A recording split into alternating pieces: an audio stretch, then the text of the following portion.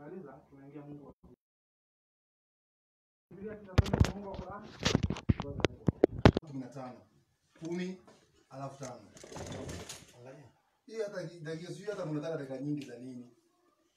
Hiyo ni mada hata unaenda tu kwa dakika chache tu na unamaliza. Acha ni kama unaona kuweka utashikilia. Hiyo clip ya kuweka hapo ni potea kabisa tunashika.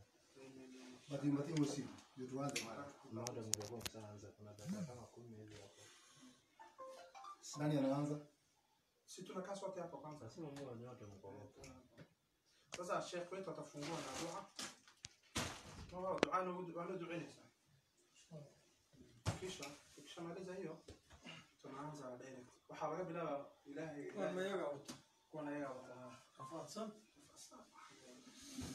انا قبل وما علينا الا البلاغ اللي هو simu jamani muweke angalia simu muweke silent sije ikasumbua watu katika mada kila mtu aweke silent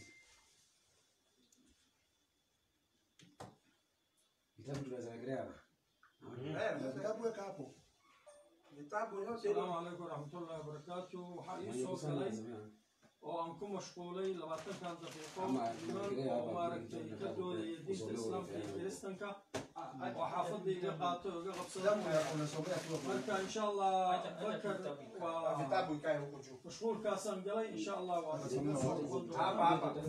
shaqadaan ay dhaqaato oo dadkaan ay doodaan niman oranaya maaragtay wewe mwalimu kama mwalimu diin been waaye loo yimid Swahiliga marka saasan ku mashquulay marka iyaga ayaan hawsha la wadaya marka sidaas insha Allah unaweza kuchukua nilikuwa nadhani kurekodi nachukua Facebook yako leo najaribu kuzitoa zinapata unaweza kutoa sahihi naweka Facebook waxayna wataan kitaab waxay wataan ay qoreen kuwa maaragtay shiicada oo diinta islaamka si xun u caayay ayay wataan oo tafsiir ay ku magacaabeen waxa la yiraahdaa dariiqadan tafsiir al-Qur'an al-Karim bayan tafsiir al-bayan waxa kitaab mubin shiicada kitaab kana wataan kitaab mubin la yiraahdo oo ay diinta islaamka aad ugu caayayaan oo Swahili ku tarjuman marka nimankaasaan la doodaynaa sababtoo ah annaga haddaan nahay ahlu sunnaha shaqo weynaa noo taal mar waxaan la doodaynaa qubuuriyiinta mar waxaan la doodaynaa kiristanka mar waxaan la doodaynaa shiicada mar waxaan la doodaynaa qaadiyaaniyada kitaab oo qaadiyaaniya tafsiirana way wataan oo kitaab qaadiyaaniya tafsiirka waliyahan qaadiyaaniyada oo English iyo Swahili labadaba ahna way wataan marka shaqada margaaladan la doodayna mar muslimka dhaxdooda ahlu bid'ah la doodayna marka shaqo badan baa noo taal marka walaalaha kale jaaniska haysta kuwaasi hala sii wadaan ninkan istiqaafada hala sii wadaan insha Allah markaan anigu gacan banaanaado aniga ayaa la wadi doona. Assalamu alaykum warahmatullahi wabarakatuh. قاعدين تقولوا واحد عن القرآن المجيد شكرا كان أستاذ يسوق صانع يسوق كمان قاعدين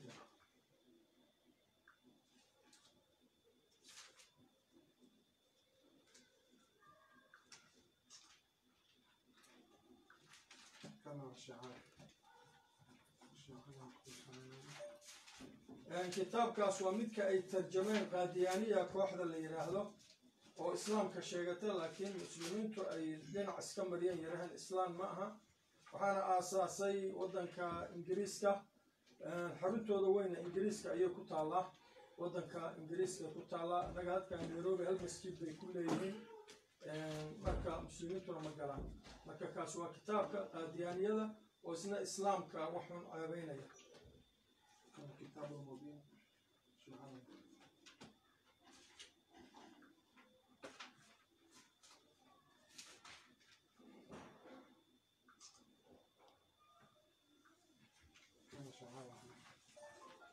كتاب كان كلام الدين صوري إسرائيل وكتاب كالشيعة أي ترجمتي وأي وحياة هل كان كجهل ليان ورن أي كشبان وآيات القرآن كأي تحريفيان وأبو بكر يا عمر يا عثمان بأي عايان وعلي أي إله كدقيان أما النبي كدقيان أما إمام كدقيان يا المهيسا مركا كاسينا وحوي مركا أنجا شقوني كابدن بانويا لما كقولنا أنا مارتي إلا يهال ساعة يبر أيان سيء أنا مكتبة ذي سوي مادين مركا واكاس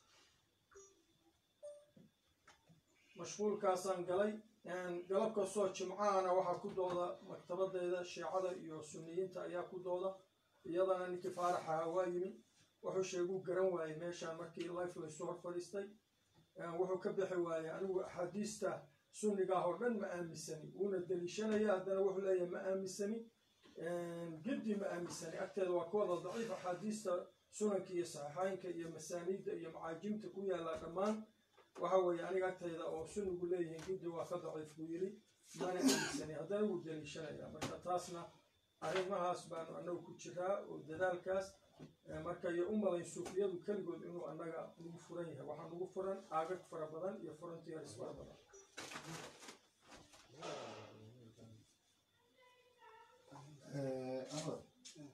si nani anaanza? Si wao wanaanza. Hawa ni wageni. Sisi ndo tunaanza. Mimi naanza kwa dua. Na huyu Tukaonyesha sisi njia ya kisawasawa. kweli kabisa. Alafu wewe ndo nani huyu? Mimi yeye ndo mwenyekiti ananipatia. Sasa tunaanza na kama sisi ndo tunaanza na Mungu wa Biblia. Kwa sababu mimi ndo hoja yangu, kwa sababu hapa nina shaka naye. Nikianza na Mungu wa Biblia, niweke kila kitu sawa, arefute. Akisha refute, nitaanza kumuuliza maswali. Then yeye atakuja ahoji kuhusu Allah sasa.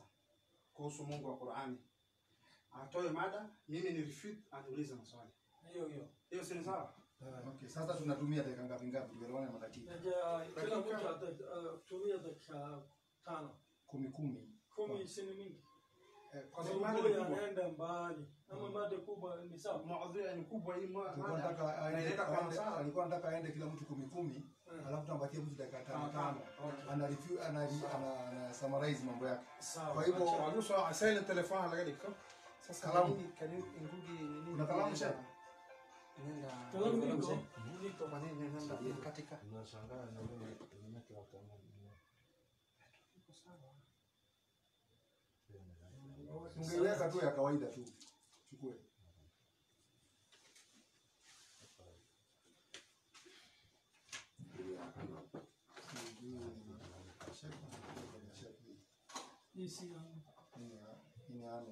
Hiyo watoto ya shule. Ni hapo.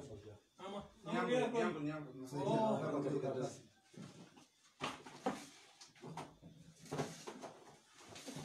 Ndio vile ilitaka sasa.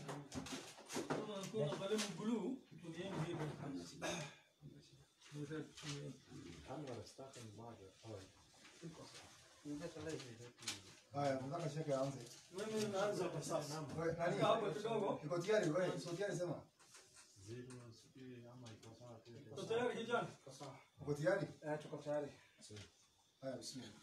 بسم الله الرحمن الرحيم الحمد لله والصلاة والسلام على رسول الله وعلى آله وأصحابه ومن تبعهم بإحسان إلى يوم الدين وسلم تسليما كثيرا. أما بعد tunashukuru Mungu ameletea sisi hapa na amepatia sisi nafasi ya kuongea dini mbalimbali kama dini ya Kiislamu ama dini ya Mkristo. Inshallah tunaombea Mungu apatie sisi haki, apelekee sisi zote mahali iko na haki na njia yake nyororo inshallah tabaraka wa taala. Natarajia hii majadiliano atokana kitu mzuri na kubaliana inshallah tabaraka wa taala. Wassalamu alaykum wa rahmatullahi wa barakatuh. Shukran. Kama vile umesikia shehe wetu vile ameshatanguliza dua.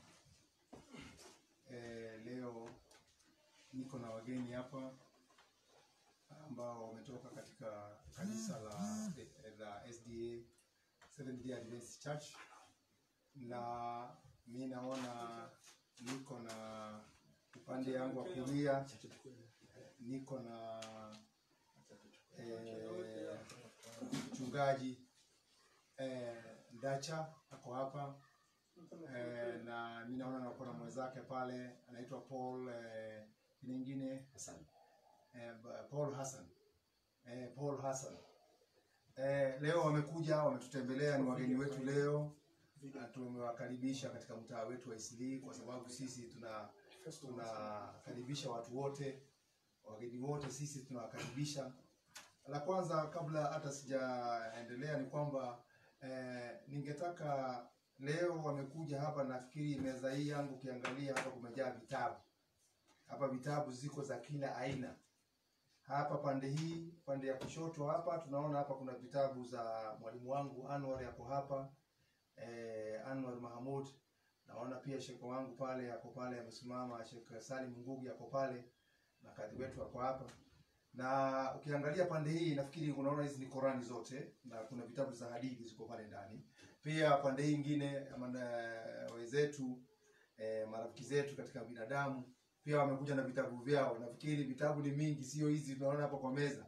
Wako na vitabu za kila aina. Wako na vitabu za madhehebu kadhaa za Kiislamu. Kama Al-Sunna wal Jamaa, za Shia ziko, za Makadiani ziko, zote vitabu ziko hapa. Kwa hivyo na hapa kuna mada leo ambayo ni mada ambaye tunazungumzia. Ile mada ambayo tunazungumzia siku ya leo tunataka kumwangalia Mungu wa Biblia ni yupi. Tukimaliza Mungu wa Biblia tunaingia kwa Mungu wa Waislamu ni yupi.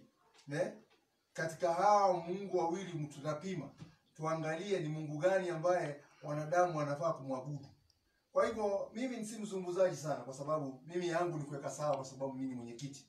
Na kwa sababu hawa ni wageni wetu, nafikiri nitampa mwalimu wangu, mwalimu Anwar, na mimi nitaangalia saa yangu na dakika ninapeana dakika 10 peke yake.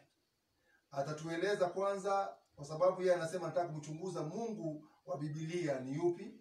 Je, watu wanafaa kumwabudu? Alafu mwalimu mwingine upande wa pili pia naye atatuuliza Mungu wa Waislamu ama wa Qurani ni yupi? Je, anafaa watu kumwabudu? Kwa hivyo nafikiri mwalimu wangu Anwar, bila kupoteza wakati, nafikiri saa hii nikiangalia saa yangu ni saa 8 na dakika 56. Kwa hivyo ningesema ahlan wa sahlan wa marhaba, ningesema uanze alafu tuangalie mambo itakuwa namna gani. Nimekupa dakika 10 utueleze, je, huyu Mungu wa kina hawa mandugu zetu ambao wametutembelea siku ya leo, je, ni yupi? Na je, tunafaa kumwabudu ama ni vipi? Mimi atanisomea. Naam. Hiyo nini? Nafikiri mwalimu Kariuki. Naam. Mada tunazungumza tunaanza na Mungu wa Biblia. Naam. Kisha baadaye ndo tuende Mungu wa Qur'ani. Yes. Na tukisema hivyo hatukusudii waungu wawili. Naam. Tunakusudia kwamba Mwenyezi Mungu ni mmoja, ndiye aliumba mbingu na ardhi, lakini tunaangalia vitabu hivi namna vimewasawiri ama namna ilivyomsawiri Mwenyezi Mungu.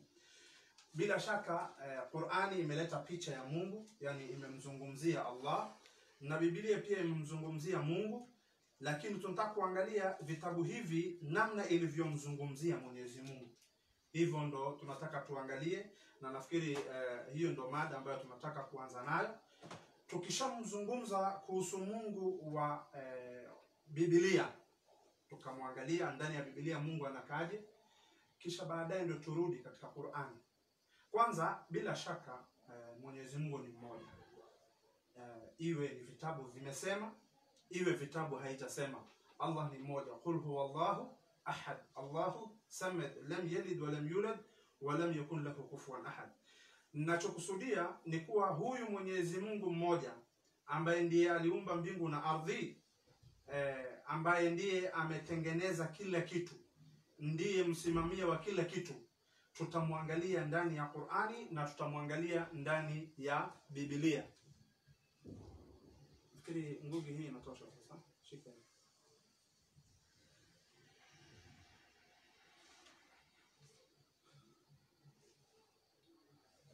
Hassan, nafikiri bwana Ndache yuko hapa.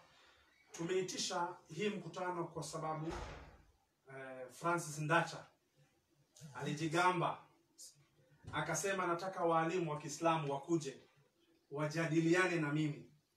Akamuita mwalimu wangu ambaye anaitwa Yahya, ambaye ni mwalimu wetu kama sisi walimu wa Kiislamu. Akamwambia nataka Yahya. Lakini sasa sisi tumekuja wanafunzi wa Yahya. Maana yake kabla aende kwa shekhe yetu aanze na kwanza wanafunzi. Okay. Na alichokuwa anazungumza siku zote ni kuwa Qur'ani imeteremshwa na shetani. Hiyo ndio maneno anasema kwa ndimu yake, subhanallah, Allah amsamehe. Na pia anapenda kusema Allah ni shetani, ni maneno ambayo anazungumza yeye. Na mimi nikamwambia huyo Allah ndio ametajwa ndani ya Biblia. Na ukiangalia Arabic Bible, ile Biblia ya Kiarabu imetaja Allah. Biblia ya Kiarabu imetaja Allah. Kwa hivyo ukikataa Allah, maana yake umekataa mpaka Bible yako. Kwa sababu nimemtaja na Biblia za Kiarabu ziko, na hata ukija Biblia niko nazo zingine hapa. Ukiangalia Biblia nyingine imeandikwa kabla yeye kuzaliwa mpaka imekatika hii. Hii ni Biblia ukoloni. Inaitwa Holy Bible Scofield. Imeelezea kwamba ukisoma Genesis 1:1 imesema Elohim, sometimes El or Ilah, English form God, the first of the three primary names of deity, is a uniplural. Ni Mungu mmoja ambaye hana plural. Noun formed from El, imetokana na El Kiyahudi. Wanasema has strength or the strong one, and Allah, jina lake anaitwa Allah. Ni Bible inaeleza. Kwa hivyo hakuna mahali unaweza kumtukana Allah ukapona, kwa sababu ukimtukana Allah umetukana Bible yako, kwa sababu ndo Mungu ambaye ametajwa na katika vitabu vyote vya Allah. Ni Biblia inaitwa Holy Bible Scofield. Hii mwaka iliandikwa inaitwa Holy Bible Scofield, Second Reference Bible. Imeandikwa mwaka iliyoandikwa hii Biblia ni ya zamani sana, miaka ya zamani kabisa hii. Hii kitabu nafikiri yeye hana, ndio maana anajaribu kuleta maneno mingi. Hii kitabu imeandikwa miaka mingi sana. Si kitabu hata ukiangalia cover unaona ni kitabu ya miaka mingi sana. So mimi naenda direct. Kwa sababu ukichokoza na unaishi katika nyumba ya kioo, bila shaka nyumba yako itabomoka. Nikisoma Qur'ani, Hassan Kariuki, mimi ningependa wewe unisomee Qur'ani, yeye anisomee Biblia. Yeye ndo atanisomea Biblia kwa sababu Biblia kuisoma naelewa vizuri zaidi kuliko mimi. Nafikiri mwalimu Ndacho wewe ndo utanisomea Bible. Niko na msomaji hapa. Na Kariuki wewe utanisomea Qur'ani. Kwanza nitaanza na Mungu wa Biblia. Mungu wa Biblia. Kwa nini nianze na Mungu wa Biblia? Nataka kumjua. Kwa nini nataka kumjua Mungu wa Biblia? Nisomea Qur'ani 12:40 kwanza. 12:40. Qur'ani 12:40. Okay. Hili mwalimu wangu nitakusomea. Naam. Wacha nichukue hiyo sukari kama mwenyekiti nikusomee. 12:40 Naam. Ongeza sauti. Okay, sauti itaongezwa Ongeza sana. sauti. Naam. Sauti inatakana iwe juu. 12:40. Naam. 40 inasema kwa jina la Mwenyezi Mungu. Naam. Umwabudu badala yake Mwenyezi Mungu. Haumwabudu. Aha. Si ndio hiyo? Naam. Hamwabudu badala yake Mwenyezi Mungu. Aha. Ila Aha. kwa majina Aha. matupu Aha. mlioipanga nyinyi wenyewe Naam. na baba zenu. Aha. Na mkayaita hayo masanamu. Mhm. Mwenyezi Mungu hakuteremsha dalili kwa hayo. Tulia sasa.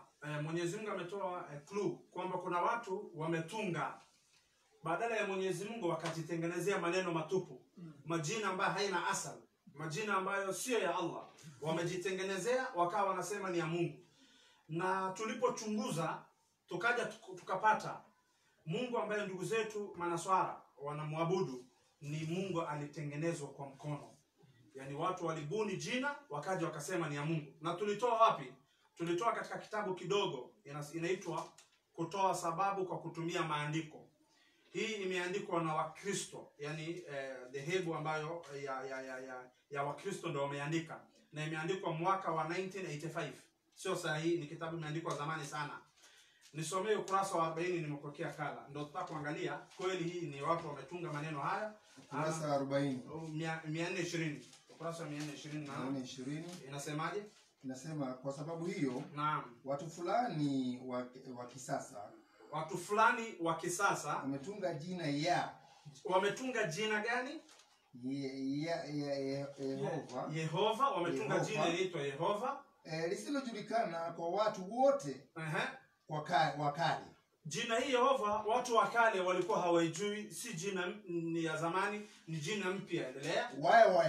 Wayahudi hawajui hiyo jina au Wakristo. Kwa hivyo Wakristo wa zamani, wacha hawa wale manaswara wakati wa Mtume Muhammad sallallahu alaihi wasallam walikuwa wanajua jina Allah, lakini hawajui hii jina Yehova. Ni jina wametengeneza wao wenyewe. Na kweli tulipochunguza katika Biblia pia tumepata ni jina ya kutengeneza. Nisomee dibaji ya hii 1952. Dibaji ya 1952. Sababu naona dakika zimebaki kama dakika 4. Kwa hivyo acha nikusomea haraka. Inasema hivi, hiyo kazi yenyewe haikuwa rahisi. Matumizi mbalimbali yametokea katika janimbu mbalimbali katika nchi hii. Kwa mfano, ilikuwa hapana budi kufikiri ya kwamba hilo jina la Mungu katika Agano la Kale litaandikwa Jehova Mwenyezi Mungu au Bwana Mungu. Sasa sikiza, kwa hivyo watu wamekaa wakatunga jina, wakawa wanaangalia wataita Jehova ama wataita Mungu. Kwa hivyo hata Bible imeconfess jina ya uongo. Tulipokuja kuchunguza, tukaja tukapata Jehova si Mungu wa haki. Huyu Jehova alikuwa si Mungu wa kweli. Kwa nini tunasema hakuwa Mungu wa kweli? Ni kwa sababu tumekuja kupata ni kiumbe. Hebu nisomee Isaya 45:11. Ni kiumbe ameumbwa, sasa watu wakawa wanadai ndiye Mungu. Sasa Isaya ngapi? 45:11. 45:11.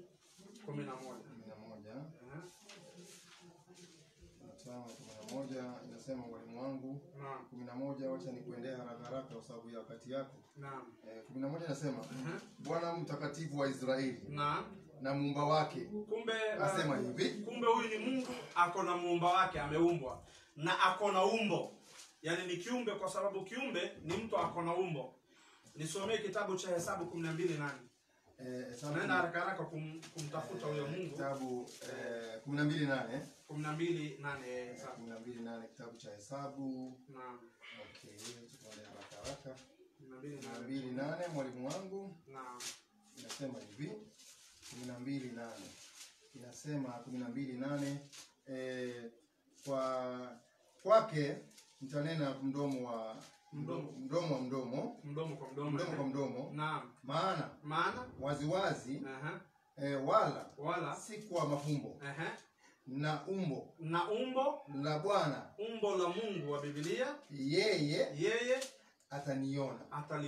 So, kwa hivyo Mungu katika Biblia tunaona kwamba ako na umbo. Ukiona mtu ako na umbo, maana yake ameumbwa, ni kiumbe. Binadamu ako na umbo. Na Biblia imeeleza kwamba Mungu wake pia ako na umbo. Kwa hivyo hii inaonyesha Bible imekuja kuharibu sifa ya Allah Subhanahu wa Ta'ala. Ikampatia sifa ya kibinadamu, sifa ambayo sio ya kweli, sifa ambayo sio ya haki. Mimi namalizia na kitu kimoja ili ujue kwamba si wa haki, hata habari hana. Kuna baadhi ya vitu vinafanyika, yeye hana taarifa. Na hiyo natoa aya ya mwisho ambayo ni kitabu cha Hosea 8:4. Hosea 8:4. Okay, mwalimu nafikiri nitakufanyia haraka 8:4. Hosea 8:4. Hosea inasema andiko la 4 linasemaje? Wameinamisha kitabu cha Hosea 8:4. Hosea 8:4 inasema imanisha wafalme lakini si kwa shauri yangu, si kwa shauri langu. Wamejifanyia wakuu lakini nalikuwa sina habari. Sasa huyu Mungu wa Biblia anasema watu wanafanya jambo yeye hana habari. Yaani ni clueless, ni hana idea, hajui ni nini kinafanyika, hana habari. So swali mimi namuuliza ndugu yangu Ndacha, tutamwabudu Mungu vipi ambaye kwanza amebuniwa, ametengezwa, Mungu ambaye ni kiumbe, Mungu ambaye hana taarifa, inafanyika kitu hajui. So ndo Bible imetafsiri mtu kama huyo. Kwa nini sasa wewe unakuja kutulazimisha sisi tumwamini Mungu kama huyu ambaye hana taarifa? Si kusema Hakuna Mungu wa kweli ndani ya Biblia. Allah subhanahu wa ta'ala ametajwa katika Taurat, Zabur, Injil ametajwa. Lakini hii kitabu tulionayo leo ni kitabu iliyobuniwa, ilitengenezwa, maana wakamharibia Mwenyezi Mungu jina. Sasa mimi nataka dakika hizo zake aje anijibu hizi hoja nilizoziweka, ambazo mimi sikuenda kwenye kitabu nyingine, nimeenda kwa Biblia, na Mungu wa Qur'ani tutamkujia. Kwa hivyo nataka sasa hivi dakika zake na yeye anijibu kutokana na hiyo kitabu chake cha Biblia. Kama hana jibu anieleze, kisha turudi kwenye Qur'an. Naam, shukrani Sheikh wangu Sheikh Anwar, nimekusikia barabara, naona wakikamua kweli kweli. Sasa mimi narudi upande wa pili. Nafikiri tuko na mgeni hapa ambaye ni mwalimu Ndacha ambaye ni wa SDA, Seventh Day Adventist Church, mchungaji wa Seventh Day Adventist Church, na anakuaga anapambana na wahadi sana wa Kiislamu sana, na leo ameamua kututembelea. Sijui Ndacha unasemaje? Wewe nafikiri huyu kijana yangu umemuelewa. Haya, dakika ni zako 10 nakupa mwalimu. Kwa dakika zako 10 nashukuru. Kwanza nataka niweze kuwasalimia wote ambao wanafuatilia na wanasikiliza. Ya pili nataka niweze kuwakaribisha wale ambao tuko nao hapa. Na vile vile nataka niweze kumfundisha mwalimu Anwar, maana nimeona ya kwamba bado mchanga. Kwa sababu kitu ya kwanza, hoja ambazo wameweza kuzitumia ni hoja ambaye kwanza ni dhaifu. Sio hoja ambaye ziko na mantiki ambaye zinaweza zikaingia kwa akili ya mtu ambaye anajielewa. Kwanza, kitu ya kwanza, Anwar ameanzia akaweza kuzungumzia ya kwamba Mungu ametengenezwa. Na ikawa kitu ya kwanza hoja zake, kuna kitabu cha pembeni ambaye amesema ya kwamba kimeandikwa na dhehebu moja ya Kikristo ambaye hakutaja dhehebu yenyewe. Yeye ametaja tu ya kwamba ni dhehebu fulani. Kwa hivyo ni vizuri, kwa sababu nimeona ya kwamba anategemea vitabu zingine za dhehebu zingine. Ni vizuri kwa sababu nitakapoingia kwenye vitabu zingine za dhehebu ya Kiislamu, najua ya kwamba hata sema ya kwamba hiyo ni dhehebu fulani. Ile kitu ambaye ningetaka niweze kuvunja ni hoja ile ya kitabu hicho ambaye amekitumia kurasi na yeye mwenyewe, kwa sababu yeye anatumia jina ya kwamba linapoitwa jina Yehova sio jina ambaye lilikuwa limetumika, ni jina ambaye lilikuwa limetengenezwa, ambapo katika vitabu zote ambazo amezitaja akimalizia akasema kuna Torati, kuna Zaburi, kuna Injili, hakuna kitabu ambacho amekitumia ambacho hakina jina Yehova ndani yake. Yeye ametumia Qur'ani na kitabu hiki ambacho ametoa pembeni. Lakini mimi nataka nitumie Qur'ani na nitumie Biblia ili jina hili Yehova tuone ni jina la kutungwa ama ni jina ambao liko ndani ya Biblia. Na kwa sababu kwanza alitumia maelezo, ningetaka pia na mimi kwanza nimfundishe kuhusu maelezo yenyewe, maana nimeona ya kwamba maelezo yenyewe hana habari naye. Naomba uweze kunisomea maelezo hapo mahali nimeweza kuweka hiyo rangi. Alafu maelezo hayo nitakuja kwenye Qur'ani nione ya kwamba Qur'ani kama inakubaliana na maelezo hayo. Ili kama Qur'ani itakubaliana na maelezo hayo, tujue ya kwamba kwanza Anwar si Muislamu. Kwanza tumjue Anwar si Muislamu, ni mtu mwingine ambaye anafaa tuambie dini yake ni gani. Hebu soma hiyo. Inasema hivi. Inasemaje? Roho Mtakatifu Roho Mtakatifu alitangaza neno la Mungu. Ndio. Hao Wayahudi wakatuandikia neno hilo. Kwa lugha ya Kiebrania. Katika Agano la Kale. Tena hao Wakristo wakaliandika kwa Kiyunani. Katika Agano Jipya. Unaona, kwa hivyo Biblia imeandikwa katika lugha mbili. Agano la Kale Wayahudi wakaandika kwa Kiebrania na Agano Jipya likaandikwa na Wakristo kwa Kigiriki. Hebu tuende vitu. Basi watu wanaotafsiri Biblia katika lugha za sasa, watu ambao wanatafsiri Biblia katika lugha za sasa, kwanza huangalia kwa kutunza sana maneno hayo ya asili, ndio yaliyoandikwa zamani katika lugha ya Kiebrania habari na Kiyunani. Kisha wakajaribu kuandika tafsiri iliyo halisi ndio mara kwa mara. Tuende. Inawezekana kutengeneza kidogo hizo tafsiri ndio zilizotangulia kufasiriwa. Maliza. Nasi tumejaribu kufanya hivi pamoja na kuunganisha hizo tafsiri za kale. Tuende, endelea chini. Hiyo kazi hiyo kazi yenyewe haikuwa rahisi. Hiyo kazi yenyewe haikuwa rahisi. Matumizi mbalimbali ndiyo yametokea katika janibu mbalimbali za nchi hii. Kwa mfano, ilikuwa hapana budi kufasiri kwamba hilo jina la Mungu katika Agano la Kale liliandikwa Jehova, Mwenyezi Mungu au Bwana Mungu. Litakapopigwa chapa kitabu cha Agano la Kale, kutakuwa na maelezo maalumu juu ya neno hilo. Pia maendelezo ya majina yote ya watu na ya mahali ilikuwa lazima yafikiriwe tena na mengine kutengenezwa. Jambo hili lilikuwa kazi kubwa sana kwa sababu yako majina zaidi ya 3,500. Tena jina la kitabu chenyewe lilifikiriwa kama litaitwa Maagano Mapya au Agano Jipya. Kisha kuna maneno mengi yanayojulikana sana mapya au Agano Jipya. Kisha kuna maneno mengi yanayojulikana sana ambayo hutumika katika sehemu nyingine za nchi hii, ambayo katika janabu nyingine hutumiwa au kutamkwa vingine. Basi kwa hivyo kitu ya kwanza hapa kuna utafsiri wa Biblia kutoka kwenye lugha ya asili kuja kwenye lugha ya Kiswahili, ambapo kuna jina la asili ambalo limeitwa Mwenyezi Mungu ama Yehova. Sasa hili jina Yehova maana Anwar amelipata kwenye Biblia, akatumia kitabu hiki cha pembeni akasema hili jina kwanza ni jina la kutengeneza. Sasa hilo jina la kutengeneza litakuwa ni vibaya mno kama litapatikana ndani ya Qur'ani, na kama litapatikana ndani ya Qur'ani basi tutajua kati ya Anwari na Qur'ani nani ambaye anayekataa jina, maana Qur'ani haikatai jina Yehova. Kwa mfano hapa niko na Qur'ani ambaye ni Qur'ani tafsiri ya Mayunga, katika ukurasa wa 850 niko pale kwenye jina hapa inasema hivi, ukurasa wa 1112, waacha niweze kufika pale. Inasema hivi 1100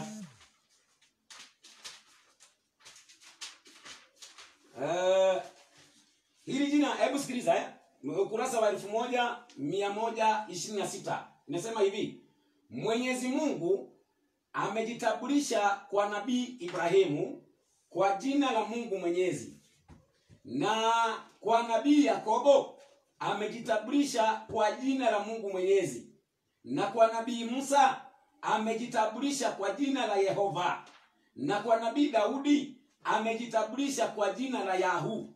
Hii ni Qur'ani ambayo imesema ya kwamba kwa Nabii Musa Mwenyezi Mungu amejitambulisha kwa jina Yehova. Sasa kwa sababu Anwari anapiga hili jina Yehova ya kwamba halikutumika kwenye Torati ya Musa, yani Anwari ninakuomba leo kama uko na Torati ya Musa ulio nayo hapa yenye imeandika jina Allah, naomba uisome leo watu waisikie, naona wanafuatilia. Maana hapa tuko na Qur'ani kitabu cha Muhammadi ambaye kitabu hiki kinanukuu kitabu cha Musa. Sasa kitabu cha Musa kwa mujibu wa Qur'ani imetaja kwamba alijifunua Mungu kwa jina Yehova. Hebu nipe Kutoka 6 mstari wa 2. Ni ya kwamba katika Biblia, sasa hiyo sio maelezo, hiyo ni aya ya kwamba Mwenyezi Mungu jina lake ni Yehova. Hiyo ni jina ambalo limetumiwa. Ambapo Mungu wa Qur'ani tutakuja baadaye tuweze kuangalia kama anaweza kubali kuitwa Yehova ama hawezi kubali. Hebu soma hiyo. Kisha Mungu akasema na Musa akamwambia. Mungu akasema na Musa akamwambia, mimi ni Yehova. Mimi ni Yehova. Na mimi nilimtokea Ibrahim na Isaka na Yakobo. Basi kwa hivyo hiyo ni andiko ndani ya Biblia ya kwamba Mungu mwenyewe amekuja akajisema jina lake ya kwamba yeye anaitwa Yehova. Baadaye tukija kwenye Qur'ani tunaambia Mungu wa Qur'ani alikuja akasema jina lake anaitwa nani. Hiyo kitakuwa kisugumkuti. Sasa ninataka niingie katika swali lingine la pili ya kwamba Mungu ameumbwa. Hebu nisaidie Isaya hiyo 45:11. Kitu ya kwanza Anwari hata Biblia kusoma imekushinda. Ama pengine Kiswahili. Unajua inawezekana Kiswahili kenye kinatumika kwenye Biblia kinakupiga chenga. Unajua unaposikia Mungu wa Israeli, tunaposema Israeli ni mtoto wa Isaka, anaitwa Yakobo. Tunaposema Mungu wake, sasa Mungu wake, Mungu wa Israeli na muumbaji wake, unaona si muumbaji wa Mungu yule, bali ni Mungu wa Israeli ambaye ndiye muumbaji wa ule Israeli. Kusoma inasema hivi. Ndiyo. Bwana mtakatifu wa Israeli. Bwana mtakatifu wa nani? Wa Israeli. Na muumba wake asema hivi. Anasemaje? Niulize habari za mambo yatakayokuja. Mambo ya wana wangu. Na habari ya kazi ya mikono yangu. Sasa si yeye amesema 11? Ndiyo. Ya kwamba yule Mungu ambaye anaogea pale ameumbwa Hayasoma 13 hapo. 13 inasema hivi. Ndiyo. Mimi nimewainua katika haki. Ndiyo. Nami nitazinyoosha njia zake zote. Ataujenga mji wangu. Ndiyo. Naye atawaacha huru watu wangu. Unaona hapa kuna watu wa Mungu. Ukimuona huyo ambaye anaitwa Israeli, Israeli ni mtoto ambaye Mungu amemchagua na ndiye Mungu amemuumba. Ndio andiko linazungumzia pale. Halizungumzia kwamba Mungu ameumbwa. Hiyo kwanza uvute kwenye akili. Baadaye kama umekuja, mimi nitakuja baadaye nitatoa kwa nini Mungu wa Waislamu ametengenezwa. Wewe unakuja ukatoa kwamba ameumbwa. Sasa ameumbwa na nani? Kwa sababu mwenye anaumbwa lazima awe na muumbaji wake. Sasa Mungu wa Biblia kaumbwa na nani? Wewe ulisema tu ameumbwa lakini haukuzungumzia kaumbwa na nani. Lakini hoja yenyewe iko pale, nafikiri ya kwamba bado ilikushida. Maana ulijua kwamba ukiendelea kule chini ulijua kwamba kuna mishumari. Sasa ukaja ukasema ya kwamba Mungu ana umbo. Na ni kweli ana umbo. Maana sio jini. Mungu ana umbo. Watu ambao walikuwa wametangulia zamani waliweza kutokelewa na umbo wa Mungu. Adam, hebu nisaidie kitabu kinaitwa Mwanzo 2 mstari wake wa 16. Mungu alikuwa anamtokelezea Adam. Kwani alimtokelezea akiwa kama hewa? Alikuwa na umbo. Alikuwa na umbo, lakini sasa Mungu wa Qur'ani pengine ndio hana umbo. Sasa kwa sababu hana umbo tutamwangalia yeye atakuwa nani. Ndio nakwambia katengenezwa ule. Ndiko nikabidi soma 2:16 kitabu cha Mwanzo. Biblia inasema, Ndiyo. Bwana Mungu akaagiza huyo mtu akisema, matunda ya kila mti wa bustani waweza kula. Ndiyo. Walakini matunda ya mti wa ujuzi wa mema na mabaya usile. Maliza. Kwa maana siku utakapokula Ndiyo. matunda ya mti huo utakufa hakika. Unaona Mungu anakuja anazungumza na Adam katika shamba la Edeni akiwa na umbo. Kwa sababu gani? Hebu nisaidie Mwanzo 1:26. Anasema na tumuumbe mtu kwa mfano wetu. Kwa hivyo Mungu wa Biblia ana mfano. Mungu wa Biblia ana mfano, lakini sasa Mungu wa Qur'ani ndio hana mfano. Ingawa Qur'ani inasema ana mfano, baadaye tutakuja kuangalia. Hebu soma. Mungu akasema, Ndiyo. Na tumfanye mtu kwa mfano wetu. Tumfanye mtu kwa mfano nani? Kwa mfano wetu. Kwa hivyo mwanadamu ana umbo, sawa? Ndiyo. Na Mungu anasema tumfanye mtu kwa mfano gani? Kwa mfano wetu. Basi Mungu ana umbo. Si eti ya kwamba ameumbwa. Yaani ana muonekano. Unaweza ukamuona Mungu. Anafanana. Unaona ana mfano. Hata wa Qur'ani ana mfano. Tutakuja kumwangalia baadaye. Tutakapokuja kuangalia Mungu wa Qur'ani, kwanza ni mfupi sana, si mrefu. Tutakuja kumwangalia baadaye. Kwa hivyo nafikiri hoja zako Anwari ni hoja dogo sana. Nilikuwa nafikiria pengine huko na hoja zingine tofauti na hizi, lakini nimeona ya kwamba hoja zako ni hoja dhaifu. Mungu wa Biblia ndio huyo, tena ni Mungu wa kweli. Kitabu kinaitwa dakika moja 10:10. Kitabu ni cha Yeremia 10:10. Huyo ndiye Mungu wa kweli, tena uzima wa milele unapatikana ndani yake. Soma hivi. Inasema hivi. Bali Bwana ndiye Mungu wa kweli. Basi Mungu wa Biblia ndiye Mungu wa kweli. Sasa Mungu wa Qur'ani sio Mungu wa kweli. Lakini nimesikia maneno yake. Acha naingie. Anasema Sheikh. Yeye anasema ile jina anasema ile jina alikuwa anasema ni Mungu ama mtoto ya Mungu. Hapo ndio atakuja. Asante sana. Nafikiri tumeenda vizuri, tumemaliza katika awamu ya kwanza dakika 10. Hapa leo niko na mashekhe wawili hapa. Niko na Sheikh Anwar Mahmud. Mwalimu Anwar Mahmud. Niko na Mwalimu Ndacha wa SDA Church. Wako hapa, ni wageni wetu leo wametutembelea. Tumewakaribisha sana. Na tunawaambia wajichunge na corona. Kwa hivyo wafanye ile maneno ya serikali inasema, sanitize, osha mikono, kaa mbali. Kama vile unaona hapa nimekaa, yeye ako mbali huko na mimi niko mbali huko. Kila mtu yuko mbali. Kwa hivyo nafikiri ni vizuri umetutembelea na sisi wageni tunakaribisha. Na sasa nafikiri Dacha, unasemaje sasa kwa sababu sasa naingia kwa Anwar. Na Anwar, unasemaje hii maneno kwamba kwa sababu amesema Mungu wa Biblia ako na umbo na pia Waislamu wako na umbo na anaingia huko. Hebu na wewe tuambie, huyo Mungu wetu Allah Subhanahu wa Ta'ala ana umbo, anaonekana ama ako namna gani? Kwanza mwalimu, huyu mtoto kwanza nafikiri hajaenda theology. Na hii ni dalili kwamba amekurupuka. Yaani ndio tatizo ya kushindwa. Mimi nimetoa hoja kwa kitabu. Hii kitabu imeandikwa na Wakristo, si Waislamu wameandika. Inasema inaitwa kutoa sababu kwa kutumia maandiko. Hii ni dalili unatoa kutokana na maandiko. Ukurasa wa 420 inasema kwa sababu hiyo watu fulani wa kisasa, yani nowadays watu wa saa hii, wametunga jina Jehova. Kutunga maana yake nafikiri wakati wa shule tulikuwa tunaambiwa tunga insha, ni maneno ya urongo. Sawa? Lisilojulikana kwa watu wote wa kale, wawe Wayahudi, wawe Wakristo. Kwa hivyo the modern Christianity ndio inatumia Jehova. Lakini Wakristo wa zamani hawatumii Jehova. Na dalili kwamba Jehova si jina ya Mungu, Biblia imeconfess. Ametoa Kutoka 6:2 hakuenda 3. Soma 3 sasa.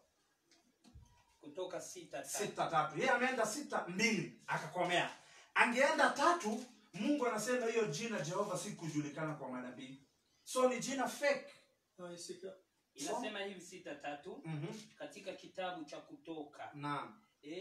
Nami nilimtokea Ibrahim na Isaka na Yakobo kama Mungu Mwenyezi. Kama Mungu Mwenyezi. Bali kwa jina langu Yehova. Bali kwa jina la Yehova sikujulikana kwao. Anasema Mungu jina Yehova sikujulikana kwao. So hiyo jina mimi sijulikani nayo. Ni jina gani alikuwa anatumia kabla ya kuitwa Jehova? Ndacho unanisikiza vizuri? Can I give it for free? Jina alikuwa anatumia before aitwe Jehova. Nikupe hiyo jina? Nikupe? Unauliza ndio 2:16 Hosea. Si unasema ndio, mbona unauliza swali? Maana kama ni swali unaniuliza. Sasa sikiza. Yako iko hapa. Sasa sikiza. Huyu Mungu ambaye wao wanasema anaitwa Jehova, before aitwe hiyo jina Jehova, before itungwe, alikuwa na jina lingine. Hiyo jina lingine ndio nataka kutoa. Sikiza Hosea 2:16. Inasema hivi katika 2:16. Sikiliza vizuri andiko ndio ujue nini naeleza. Tena siku hiyo itakuwa asema Bwana, utaniita Ishi. Utaniita Ishi, yani SHI. Wala hautaniita tena Bali. Hautaniita tena Bali.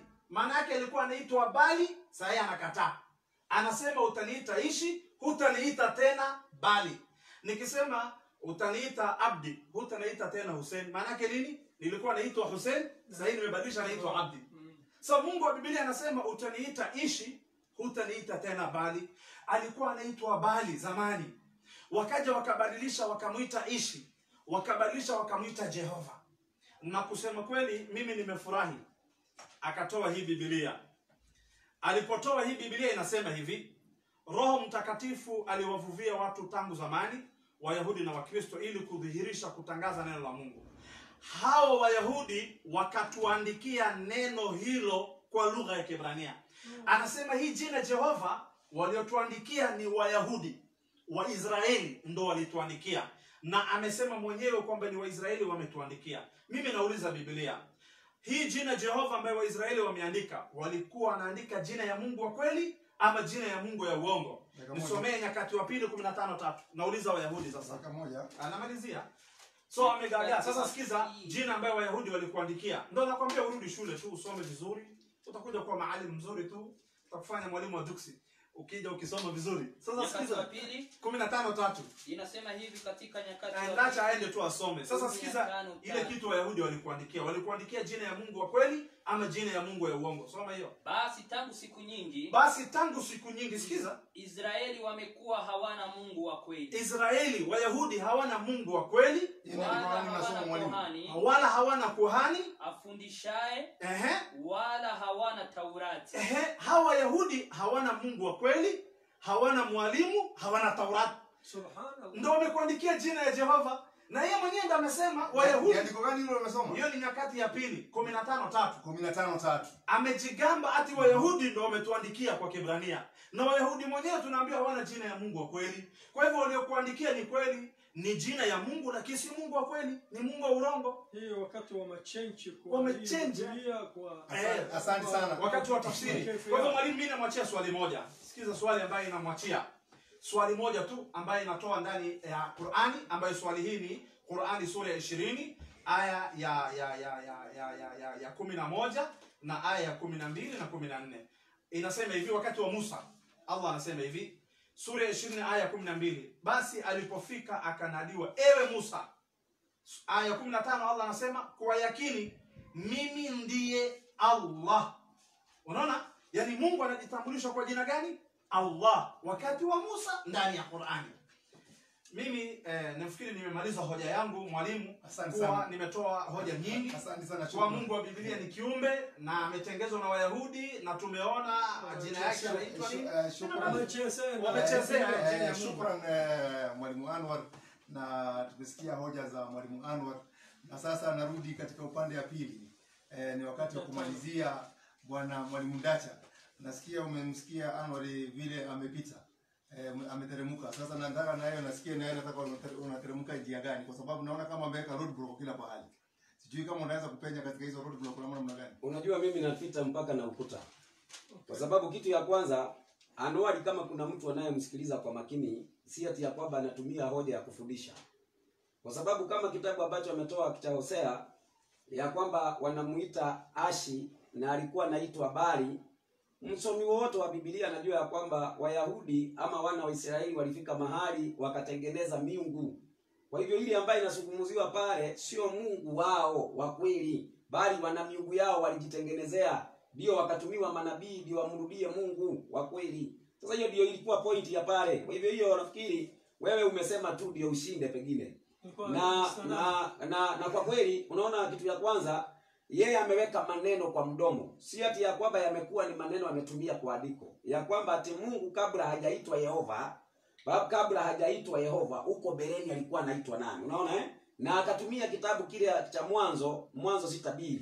Akasema ya kwamba kwa Ibrahimu jina hilo sikujulikana kwao. Na nilikuwa nimekusomea andiko, nilikuwa nimekusomea maneno hapa ya Qur'ani ambaye anasema ya kwamba Mwenyezi Mungu amejitambulisha kwa nabii Ibrahimu kwa jina la Mungu Mwenyezi. Kwa nabii Yakobo amejitambulisha kwa jina la Mungu Mwenyezi. Kwa nabii Musa amejitambulisha kwa jina la Yehova. Sasa mahali ambapo umekosea Anwari ni kuja kutupa jina ambaye Mungu alijidhibitisha nalo kwa Musa na ukasoma kwa Qur'ani. Kwani Qur'ani ni kitabu ya Musa? Qur'ani ni kitabu ya Muhammad. Sasa Musa na alikuwa Myahudi, aliyepewa kitabu kinaitwa Torati. Andiko ambao umelisoma kule kwenye Wafalme limesema kwamba walikuwa hawana Torati. Kumbe sio Mungu yule ambaye ni wa Torati. Hebu nipe 17:14 Kutoka. Musa aliandika. Sasa Musa wakati alipoandika, anaandika Mungu alijidhihirisha kwake. Kwa jina gani? Katika Torati anajidhihirisha kwa jina la Yehova. Sasa kama wewe unapinga na kuomba ulete Torati yenye inasema alijidhihirisha kwa jina Allah, kunyesha mvua makunguru. Soma hiyo. Inasema hivi 17:14 kitabu ya Kutoka. Bwana akamwambia Musa andika. Bwana akamwambia Musa andika habari hii katika kitabu iwe ukumbusho. Unaona habari hii Mungu anamwambia Musa andika. Sasa Musa alipoandika, aliandika jina la Mungu ambaye Mungu amejidhihirisha kwake. Ni jina gani? Soma hiyo 6:4 Kutoka. Ndio. Inasema hivi 6:4 katika kitabu ni cha Kutoka. Ndio. Biblia inasema hivi katika 6:4 nimefika na sema tena nimelithibitisha agano langu nao. 6:2 soma. 6:2. Ndio. Kisha Mungu akasema na Musa akamwambia. Mungu akasema na Musa akamwambiaje? Mimi ni Yehova. Mimi ni nani? Mimi ni Yehova. Sasa hiyo ni Torati. Wacha na hii Qur'ani ambaye hata imekuja wakati Torati ishakuja. Kama wewe ni mkweli, leta Torati ya Musa iseme ya kwamba Mungu alijiita Allah. Hakuna kitabu kingine cha nabii yoyote duniani Mungu amewahi kudhihirisha kwa jina Allah. Hakuna, isipokuwa tu kwa Qur'ani. Na naomba andiko lingine lipatikane kwa kitabu kingine chochote. Sasa wewe unasema ya kwamba jina la Mungu watu hawezi wakaliharibu, wakalitumia vibaya kwa maneno yako, lakini katika Qur'ani tunaona ya kwamba mpaka Mungu mwanamke anaitwa Allah. alat. Mungu mwanamke, wacha nikusomee. Ni 780. Inasema hivi. Ninasoma maelezo yake. Bali kuna wengine hata waambie Mwenyezi Mungu hiyo, tunakuomba kwa fulani utufanyie. Bali humuomba huyo fulani mmoja kwa mmoja, wakasema, ewe bwana fulani, mimi sina mwingine ila wewe. Dhiki imenibana na upade matumainio yangu yako kwako. Simtegemei mwingine ila wewe. Haifai dua hizi. Na katika walioharibu utakatifu wa majina ya Mwenyezi Mungu ni hao Makureshi na Waarabu wezi wao, waliokuwa wakiabudu masanamu na wakaitikadi kuwa ni miungu wanawake, ima wake zake Mwenyezi Mungu au watoto wake. Walichukua jina la Mwenyezi Mungu la Allah, yani Mwenyezi Mungu, wakampa sanamu lao la kike, wakaliita Arata, yani Mwenyezi Mungu mwanamke. Sasa hiyo kama hujajua hiyo, wewe jua leo ya kwamba hilo jina la Allah alipewa mwanamke akaitwa Arati. Sasa ni kwamba watu wanaweza wakaharibu jina la Mwenyezi Mungu. Kwa hivyo ile jina ambaye liko pale kwenye Torati ni Yehova, sio jina la kupangwa. Vitabu vimekubaliana. Dakika gani kubadilisha? Mimi nafikiri dakika zako zimeisha. Asante Na kwanza nashukuru, naona tumeenda vizuri. Na hapa tunamjadili, kwanza tulikuwa tunamjadili Mungu wa Biblia, alafu baada ya hapo tutaenda kwa Mungu wa Qurani. Na kwa saa hizi katika wakati huu tunaingia katika kipindi cha maswali. Na kwanza maswali, nafikiri kuangalia muda wangu, sababu muda wangu si unayoyoma. Nafikiri maswali tutapeana kwanza swali moja kwanza lijibiwe. Na kwa sababu mwalimu ndio alianza kutoa mada, nafikiri mwenye kuuliza swali atakuwa ni upande huu mwingine wa pili. Atakuwa wewe ndio mwenye kuuliza swali la kwanza. Utauliza swali la kwanza, alafu utajibu, na yeye atauliza utajibu. Asante. Naona namna gani? Na kwa vile nakufikiri nitawapatia dakika 2 kujenga swali. Dakika 2 nafikiri imetosha kujenga swali. Asante. Kwa hivyo unaweza jenga swali lako la kwanza. Tena usimuonee huruma mwalimu wangu. Uulize ile swali inakaa kama mlima, nione kama amehitimu katika chuo. Kwanza nataka achukue kile kitabu alikuwa amesoma ukurasa wa 420. Alafu nisomee maneno uliyosoma. Hapo ndio nitaulizia swali yangu hapo. Kwanza hii kitabu inaitwa Kutoa Sababu kwa kutumia maandiko. Kwa hivyo kitabu chenyewe kinasema ni kutoa sababu kwa kutumia maandiko. Tuende. Ukurasa wa 420. Aha. Kwa sababu hiyo, ndio watu fulani wa kisasa wametunga jina Jehova lisilojulikana kwa watu wote wa kale, wawe Wayahudi au Wakristo. Basi, swali yangu. Amesema ya kwamba anatumia maandiko kwa ajili ya kusimamisha hoja yake. Hiyo kitabu kinatumia maandiko.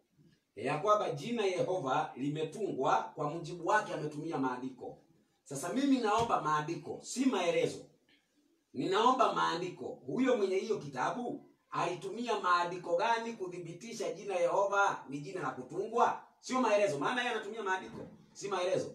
Sasa ninaomba maandiko kwenye Torati ya Musa, Zaburi, ama Injili, ama Qur'ani, uweze kusimamisha andiko moja linasema ya kwamba jina Yehova ni la kutungwa. Maana jina la Yehova Qur'ani inatumia, jina Yehova Biblia inatumia. Sasa huyu mtu aliyeandika hiyo kitabu alitumia maandiko gani kudhibitisha hoja yake? Karibu. Okay, nafikiri mwalimu sasa ni kujibu swali. Nafikiri utakuja kunisomea. Kwanza kabisa nimefurahi ameelewa. Alikuja hapa alikuwa hajaelewa. Sasa alichofanya ameshaelewa kwamba Jehova si jina sahihi. Sasa anataka maandiko ya kuthibitisha ile asilimu. Nafikiri hiyo ni rahisi sana kukuthibitishia. Kwanza hii kitabu mliandika nyinyi, sio sisi. Na aliandika ni Mkristo, msomi. Tena anatumia maandiko. Maandiko aliyotumia imetoka katika encyclopedia ya Biblia. Ni buku ya 8, ukurasa wa 329 na ndo anaelezea hapo. Tena imeandikwa mwaka wa 1913. Hiyo ni miaka ya zamani sana kabla ya SDA kwanza. SDA imeanza 1984. Na hii imeandikwa kabla ya SDA. Kwa hivyo nyinyi kabla mjue Mungu, huyu ashaandika. Kwa hivyo hiyo nafikiri imeeleweka. Sasa alitumia maandiko gani kuwa Mungu hafai kuitwa Jehova? Ametumia Kutoka 6:3. Soma hiyo. Kwani hukuona? Andiko ndio hiyo. Mungu mwenyewe anasema mimi sikujulikana kwa hiyo jina.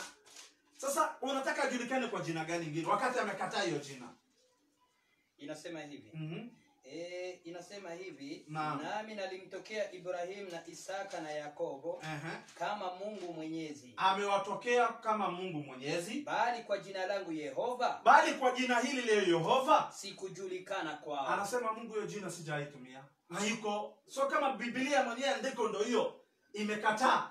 Nafikiri namalizia swali dakika ngapi kwanza? Dakika 3. Dakika 3. Sasa namalizia kabisa kumalizia kwamba ili ujue kwamba Jehova ambaye ametajwa katika Biblia amepewa hii jina si Mungu wa kweli, na ujue hii ni jina Mungu bandia, ni Mungu aliyetengenezwa. Ameshindwa kueleza mbingu inakaje. Ukisoma Isaya 53, hebu nisomee 53. Anakuja kutupatia taarifa mpya hatujai kusikia. Anakuja kusema ati mbingu inavalishwa nguo. Kama vile wewe binadamu unavaa nguo na hii mbingu inavalishwa nguo. Sasa Mungu anapeana wrong information kuhusu kiumbo chake. Ndio tukasema huyu Mungu si Jehova, kwa sababu jina Jehova, na amekubali jina Jehova imetengenezwa na Wayahudi. Na Wayahudi hawana Taurati. Yeye ameniambia nilete Taurati. Taurati Wayahudi hawana, wameharibu kitambo. Soma hiyo.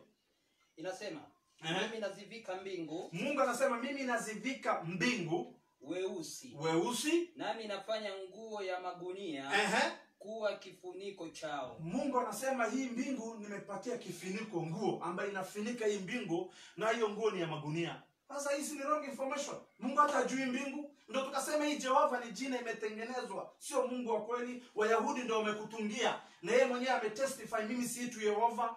Kwa hivyo in short, mimi mwalimu naona huyu bwana kama hajui jina ya Mungu. Ngoja niombe kwa mwalimu Dacha. Mwalimu Dacha, unasemaje ya maneno? Kitu ya kwanza, si swali inajibiwa kisha unarefu tena. Nataka nimuulize kama ameridhika na ile swali. Kitu ya kwanza, ameridhika na hiyo swali na mnajua ninafurahia kwa sababu wale wanaosikiliza ni wenye kusoma maana tumesoma 6:2, yeye akasoma 6 ngapi? Yeye akasoma 6:3. Akasoma 6:3, si ndio? Akasoma 6:6 sasa. 6:6 Kutoka. Sasa unakubali, unakataa juu, unakubali katikati. Sasa wewe wapi? Hapa nilikusomea kwamba Mwenyezi Mungu alijitambulisha kwa Ibrahimu kama Mungu Mwenyezi. Kwa Musa akajitambulisha kwa jina Yehova. Sasa ile andiko linasema kwa jina langu Yehova sikujulikana kwa Ibrahimu, ni kweli. Lakini kwa Musa ndio jina alijidhibitisha nayo. Soma hiyo. Basi waambie wana wa Israeli. Wewe Musa waambie wana wa Israeli, mimi ni Yehova. Hata mimi ni nani? Mimi ni Yehova. Sasa wewe unaongea nini sasa wewe? Unaona wewe? Sasa hebu mwalimu wangu, na hata kabla sijakukata kauli, yeye neno ya kusikia Mungu anavika inchi inamshangaza.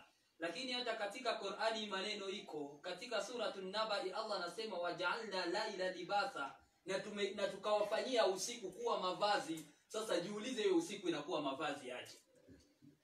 Mwalimu anasemaje kumalizia? Mwalimu, kwanza mimi naona hapa ni kuchanganyikiwa.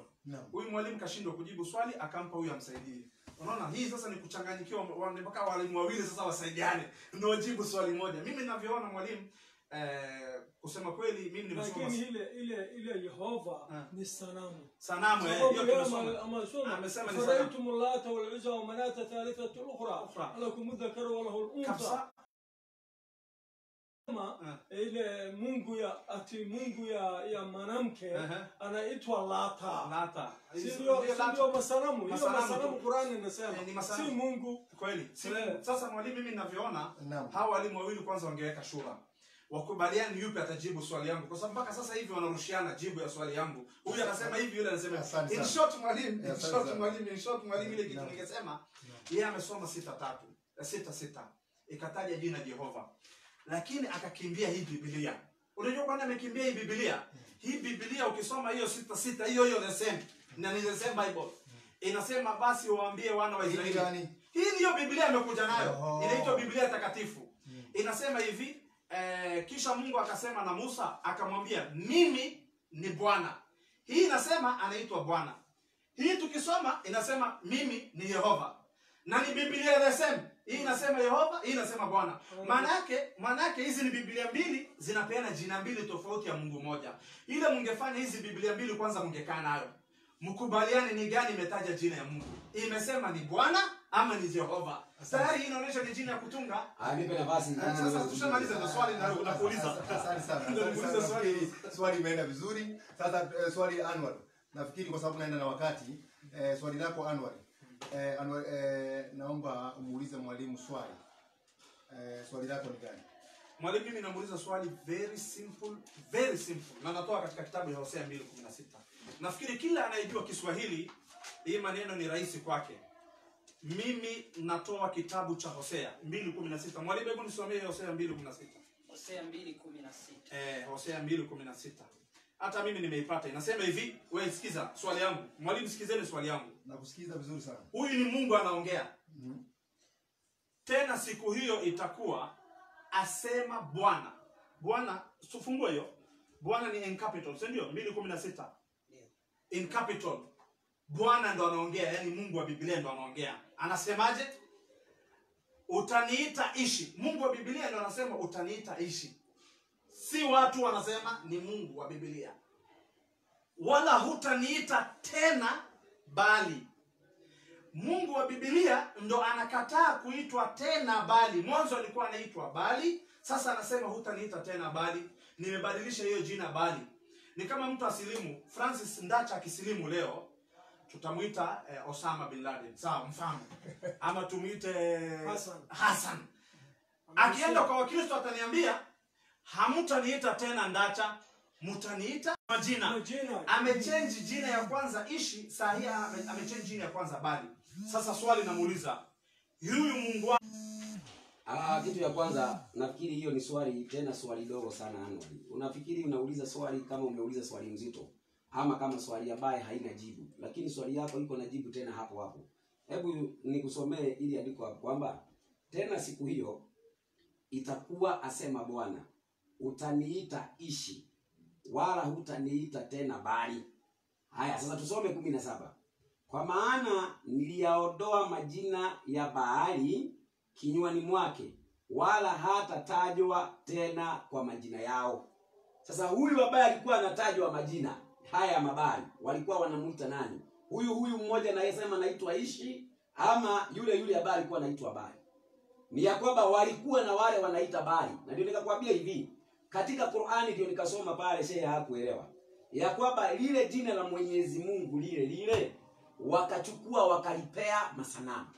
Hivyo ndivyo hawa nao wana wa Israeli wakawa wamechukua lile jina la Mwenyezi Mungu, ama yule Mwenyezi Mungu wakaanza kumuita Baali. Kwa hivyo Mungu ndiye anasema kwamba hamutaniita tena bali mimi mtaniita ishi. Unaona Kwa hivyo ni yule Mungu mmoja. Na tena ndani ya Biblia Mungu si ati ya kwamba hako na jina moja. Katika nimekusomea hapa nikapata ya kwamba tukapata ya kwamba kwenye Nabii Daudi anasema anaitwa Yahu, kwenye Nabii Musa anaitwa Yehova, kwenye Ibrahimu anaitwa Mungu Mwenyezi. Unaona? Yesu anasema Baba mtakatifu kwa jina lako ulionipa. Kwa hivyo Mungu wa Biblia ana majina mengi. Kama vile sasa wewe nyinyi kama Waislamu igawa ni sifa, unasema kwamba Mungu ana majina 99. Kwa hivyo Mungu si wa jina moja tu.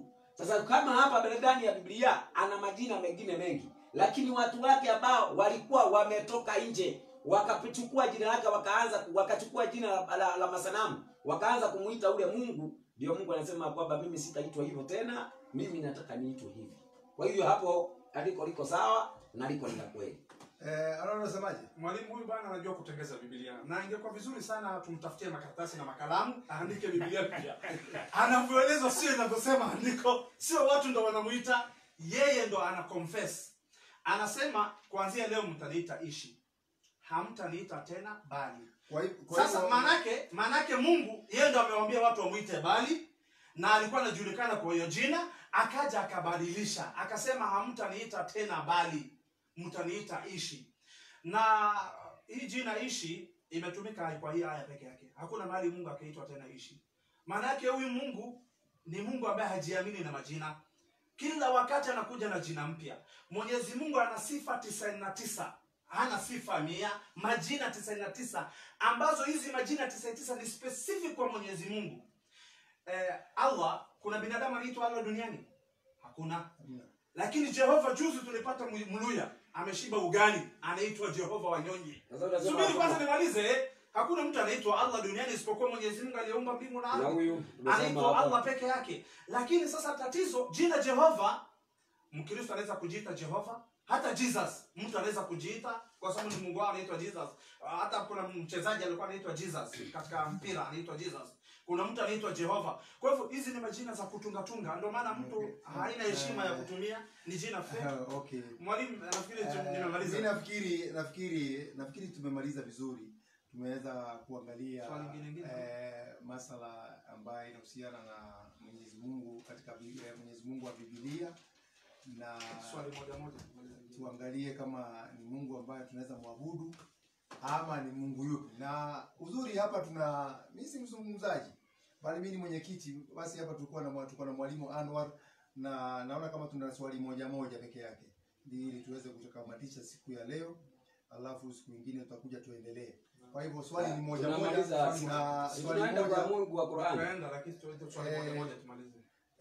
Kama hakuna muda ni vizuri tuingie kwa Mungu wa Qur'ani kuliko tumalize alafu mseme hakuna muda. Tuende kwa swali moja ndio tuende. Unaweza uliza hata kama ni kwa Mungu wa Qur'ani, unaweza uliza. Maana tulikuwa tumalizie Mungu wa Biblia alafu tuingie Mungu wa Qur'ani. Sasa tuende kwa swali ya pili ndio kwa sababu naomba tuwekane sawa. Naomba tuwekane sawa. Mungu wa Qur'ani anazungumziwa ama bado? Mungu wa Qur'ani atazungumzwa baada ya sisi tutazungumzia mada ya Mungu wa kweli baada ya kumaliza hii swali moja. Naomba tuelewane kwa mwenyekiti. Muda iko. Kama muda iko tuelewane, tusije tukapita tukasema tukafanya kinyume. Tuliagana tunaanzia Mungu wa Biblia. Tumeshana naye. Alafu tunasema hivi. Kama hakuna muda ni vizuri hata tumalizie hapo kwa Mungu wa Biblia. Tuingie Mungu wa Qur'ani. Kwa kweli kidogo. Kama kuna muda, mimi sijakataa tuendelee kwa maswali mengine. Kama kuna muda, lakini isije ikawa muda tena wa kuhudhuria Mungu wa Qur'ani isemekane hapo. Kuna kitu kimoja mwalimu hapo niongezee, kwa sababu baki dakika 10 ya kusali asar. Hizi dakika 10 hatuwezi tukapresent mada yote na asar imefika, na ikifika swala ni kusali. Hii dakika 10 tuchukue swali moja tujibu, tusali alafu tuendelee. Tunaanza. Na kwa hivyo tukishamaliza kusali tunaenda kwa Mungu, tunakuja kwa Mungu wa Qur'ani. Hiyo ni sawa. Sawa, swali moja. Hamna shida. Sasa nani anauliza? Wewe utauliza mimi nijibu. Nani alianza kwanza? Nafikiri nani ndio alianza na kauliza. Kwa hivyo sasa tunaanza. Yeye aliuliza, mimi nikauliza, yeye akajibu. Sasa yeye aulize, mimi nijibu, na mimi niulize, yeye ajibu. Haya, sasa mimi ninauliza swali mwalimu Anwar. Hapa nafikiri tunafundisha maneno ya Mungu aliye na vitabu. Na Mungu ana vitabu zaidi ya kitabu kimoja. Ana Torati, ana Zaburi, ana Injili. Na ningetaka niweze kusoma vitabu zenyewe. Hapa tuko na kitabu kinaitwa Minhaji Muslim. Nataka nisome ukurasa wa 42. Alafu ndio niweze kuuliza swali yangu. Na hili swali sitaki uende hivi. Naomba ujibu kama unajibu, kama unasema una. Muislamu ukurasa wa 42, Minhaji Muslim. Muislamu anaviamini vitabu vyote alivyoviteremsha Allah na nyaraka alizowapa baadhi ya mitume wake. Na kwa hivyo kama mtapata muda wa kusoma hiyo.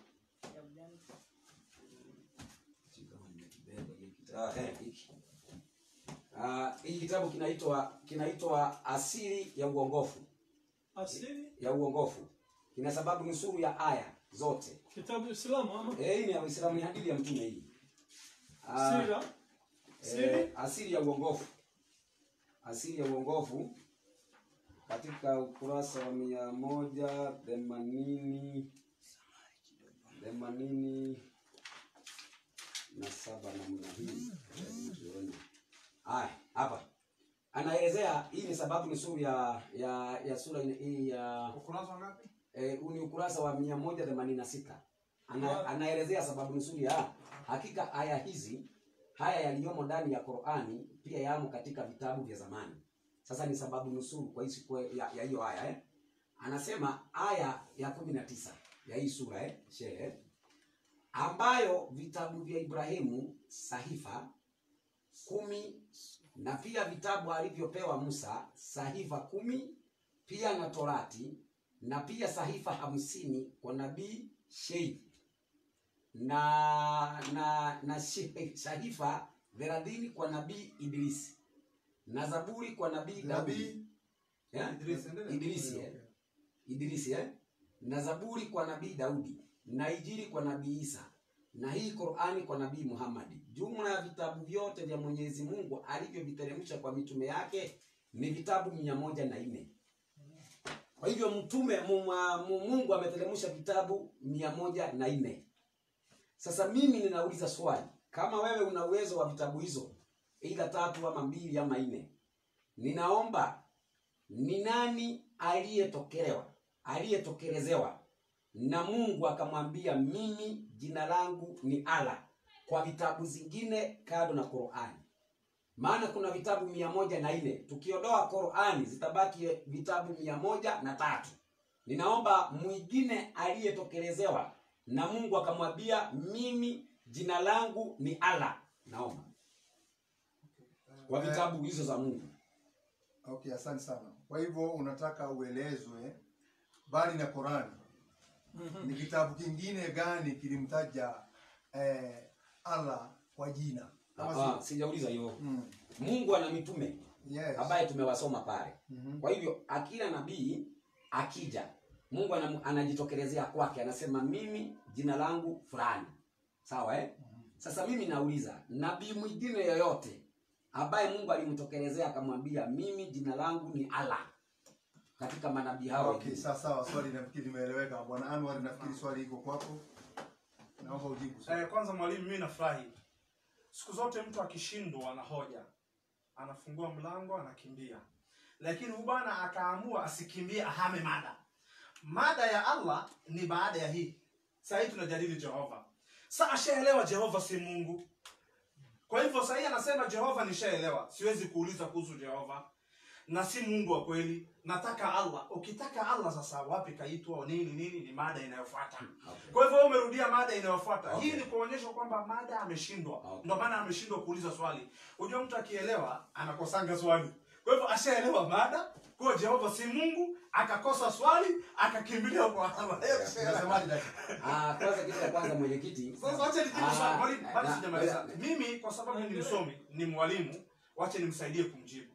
Kwanza, kama ingekuwa vitabu hivyo iko, Mwenyezi Mungu hangeteremsha Qur'an. Kwa nini Mwenyezi Mungu akateremsha Qur'an? 11 aya 110 Qur'an. Wapi Qur'an? Nisome sura ya 11 aya 110. Sikiza Qur'ani sasa. Sisi kwanza tunaamini tunachoona. Kwanza alif lam mim dhalika alkitabu la raiba fihi hudan lilmuttaqin alladhina yu'minuna bilghaib. Sisi Waislamu tunaamini tusichoona. Tunaamini vitabu ya Mungu ambayo bado hatujaona. Sasa tumesikia sisi ni sami'na wa ata'na.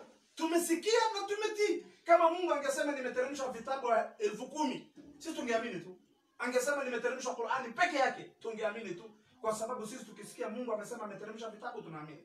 Sasa namuuliza, Mungu alipoteremsha hizo vitabu vilifanyika nini? Sura ya 11 aya 110. Na kwa yakini tulimpa Musa kitabu ya Torati, lakini zikatiwa hitilafu ndani yake na hao wafuasi wake kwa uzushi wao. Na kama si neno lililotangulia kutoka kwa Mola wako kuwa hawaangamizi sasa, bila shaka ingelihukumiwa baina yao. Na hakika wamo katika shaka juu yake inayoshangaisha. Mwenyezi Mungu anatuambia vitabu vya Musa vilitiwa shaka, viliharibiwa. Kwa hivyo mwalimu, ni kuonyesha kwamba ile vitabu original hakuna. Vile original hakuna, na nyaraka zile Mungu alizoziteremsha zimeharibiwa. Ndio maana Biblia imeconfess hizo nyaraka ziliharibiwa. Nisome kitabu cha Nyakati wa Pili 32:17. Sikiza hapa balaa hii. Ili ujue hizo nyaraka zimeharibiwa, kwa sababu yeye amesema Mungu ameteremsha nyaraka. Sikiza nyaraka ilifanya nini? Nyakati wa Pili, sikiza hizo nyaraka zako unazokimbilia ilifanya nini? Nyaraka 32:17. Sikiza balaa hii ya nyaraka za Biblia. Balaa hii kabisa, hii maneno. Inasema hivi: tena akaandika nyaraka kumtukana Bwana Mungu wa Israeli. Kwa hivyo nyaraka zilizoandikwa ndani ya Biblia ni za kumtukana nani? Mungu wa Israeli. Mungu wa Israeli. Na moja katika tusi ambayo Mungu ametukanwa ndani ya Biblia kupitia nyaraka ni nyaraka aliyoandika Paulo. Ukisoma 1:25 sikiza matusi. Ni Biblia inasema hivyo, sio mimi. Inasema tena akaandika nyaraka kumtukana Bwana Mungu wa Israeli na kumwambia akisema, yani maneno yote ni kumtukana Mungu. Na kweli nyaraka ziliandikwa ambazo sio za Mungu bali zinamtakana Mungu. Mmoja katika nyaraka zilizoandikwa ni hii ya Wakorintho wa kwanza. Usiniangalie mimi sikufanya wewe Mkristo. Wewe nitazama nikuhurumie. 1:25. Mwenyewe umejielewa. Naona unachukua mingi. 1:25. Nasoma aya tu. Nasoma aya ndio nikujibu uridhike. Inasema hivi: kwa sababu upumbavu wa Mungu una hekima zaidi. Yaani unasema Mungu ni mpumbavu. Na udhaifu wa Mungu na nguvu zaidi ya wanadamu. Wanasema Mungu ni mpumbavu. So hizi ni nyaraka zilizoandikwa. Kwa hivyo Mungu ashatuelezea ndani ya Qur'ani, Taurati imeharibiwa, nyaraka zimeharibiwa, Zaburi imeharibiwa, Injili imeharibiwa. Makubwa hayo unasikia hapa kuna upumbavu wa Mungu sijui nini. Bwana Ndacho unasemaje maneno ya Anwar? Sasa kitu ya kwanza Anwar, nimekuuliza swali ambaye limekuwa gumu kwako. Kwa sababu tumekuwa tukijadili ya kwamba Mungu amejidhihirisha kwa jina Yehova kwa manabii waliotangulia. Wewe ukawa unakataa. Kwa hivyo ukawa unasema Mungu amejidhihirisha kwa jina Allah. Kwa hivyo mimi si kutoka nje ya mada. Sasa kwa sababu umeshindwa kujibu, ukasema ya kwamba vitabu ambavyo Allah aliteremsha viliharibiwa. Sasa nisaidie 16:43 Qur'an. Sasa huyo Allah kama anajua vitabu alivyotangulia kabla ya Qur'an zimeharibiwa, anasemaje tena kuna watu wana hizo vitabu? Sasa anagaidi hizo vitabu ziko na anajua ya kwamba zimeharibiwa. Sasa kati yako wewe na Mungu wako nani muongo? Kama hiyo anajibu swali tena sio. 16:43 ameanza kuumwa tena. Ameanza kuumwa. Ngoja tumsikie. Sasa mimi nitajibu tena. 16:43 Qur'an. Baada isti'adha wal basmala. Ndio. Na hatukuwapeleka kuwa mitume kabla yako isipokuwa wanaume ambao tuliwafunulia wahi. Basi waulizeni wenye kumbukumbu za vitabu vya Mwenyezi Mungu vya kale ikiwa nyinyi hamjui. Kumbe kuna watu ambao wana vitabu vya Mwenyezi Mungu vya kale. Tena anasema ya kwamba zimeharibiwa. Sasa imeharibiwaje na kuna watu wako nazo? Hiyo inaitwa 90. Ya pili, mimi hapa ninataka nikusomee jina Yehova kwa vitabu vilivyotangulia. Ninakusomea kwenye kitabu cha Daudi, Zaburi. Daudi, Mungu amewahi kukwambia jina lake ni Yehova. Naomba unisaidie kitabu kinaitwa 83:18 Zaburi. Huyo ni Daudi. Daudi anasema jina la Mungu ni Yehova. Tena nikupe Yeremia, alafu nikupe Musa. Niko na wewe lakini muda hautoshi. Kwa hivyo jina Yehova ndio jina Mungu ametumia. Na wewe umeshindwa kutoa kwa vitabu za manabii. Kwa hivyo wewe kitu ya kwanza elimu huna, kubali hiyo. Vitabu huna za manabii, soma hiyo. Wajue ya kuwa wewe uitwae jina lako Yehova. Huyo ni nani? Ni Daudi. Daudi anaambiwa Mungu anaitwaje? Yehova. Haya nisaidie kitabu. Nafikiri inaweza kuwa inatosha. Alafu unajua kuna kitu moja. Ninaomba unipe dakika moja nitoe andiko moja tu. Ningehitaji kutoa kama 2, lakini alikuja akasema ile inasema Bwana na hii inasema Yehova. Bwana na Yehova ni kama kusema bread na mkate. Kuna mtu hajasema kitu hapo. Hebu nisaidie 68:20. Kitabu kinaitwa Zaburi. Yehova ndiye Bwana. Ukisema Bwana umesema Yehova. Ukisema Yehova umesema Bwana. Sasa ni kama kusema hii inasema bread na hii inasema mkate. Sasa wewe una niruka ujui. Soma hiyo. Inasema ndio Mungu kwetu sisi ni Mungu wa kuokoa. Ni Mungu wa kuokoa. Na njia za kutoka mautini zina nani? Zina Yehova Bwana. Kumbe zina Yehova nani? Bwana. Kumbe Bwana ni nani? Yehova. Sasa yeye nafikiri jibu lako umeshapata. Sasa sinaonekana Biblia anagombanisha. Ni wewe unagombana si Biblia. Anasema Bwana, mara anasema jina langu ishi. Sasa Qur'ani inasema kwamba ataitwa jina lake Ahmad, Muhammadi. Na hiyo majina mawili ni jina moja. Kwa nini unashangaa Yehova akiwa Bwana? Lakini jina ya mtume anasema Ahmed na Muhammad ni kitu moja. Hata huyo ana majina mengi. Jina tofauti. Ana majina mengi 99. Sema unasemaje yote iko katika Qur'ani na Sunna. Lakini ana nakupa dakika moja nimalizie. Mimi mwalimu ninavyoona huyu bwana anatapatapa sana. Na akasema kwamba Yehova sijui nini ameshindwa kukaa ndani ya mada. Ndio maana anaruka huku. Wacha nikupe taarifa moja. Umesema Daudi alijitambulisha kwa jina Jehova. Ni urongo. Mungu hakujitambulisha kwa jina Jehova, alijitambulisha kwa jina ya Yahu. ukisoma 68:18 kitabu cha Zaburi. So wewe unafaa kurudi uniambie, kwa Musa, kwa Daudi alijitambulisha kwa Yahu ama kwa Yehova ama kwa Bwana? Hizo ni majina tatu tofauti. So asante sana, shukrani sana. Nafikiri tumeenda vizuri, na nikirudi nafikiri kila mtu nitamuuliza swali moja moja. Nitamuuliza Dacha swali moja, nitamuuliza Bwana Anwar swali moja baada ya hizi mada kumalizika. Kwa hivyo nafikiri tutakamatisha hapo kwanza. Yeye ameuliza swali, bado mimi sijauliza. So ili kwa neutral na mimi niulize swali moja. Ngoja kidogo niangalie wakati. Tuingie kwa sala, niulize swali moja, ajibu, niingie kwa sala. Haya, uliza swali moja. Bwana Dacha, mimi naomba uliza swali direct. Very simple. Yeah. Huyu alituambia Mungu katika vitabu vya zamani amejitambulisha kwa jina Jehova. Alisema kwa maneno yake, si ndio?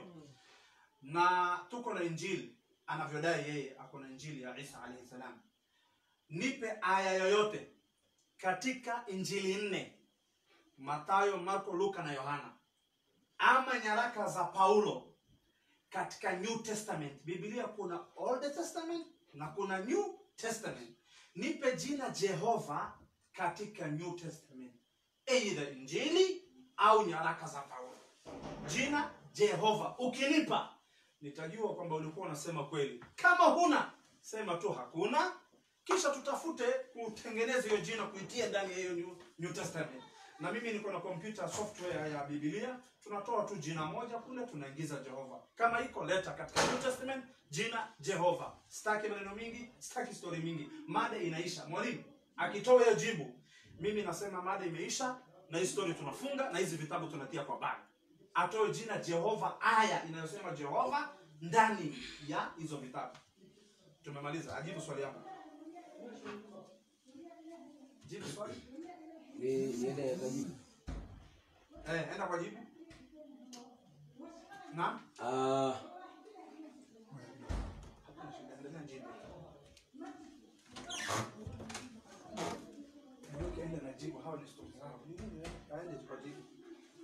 Naam. Hakuna shida, sio F2. Endelea.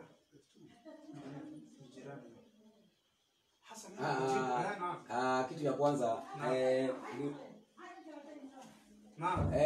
Anwari,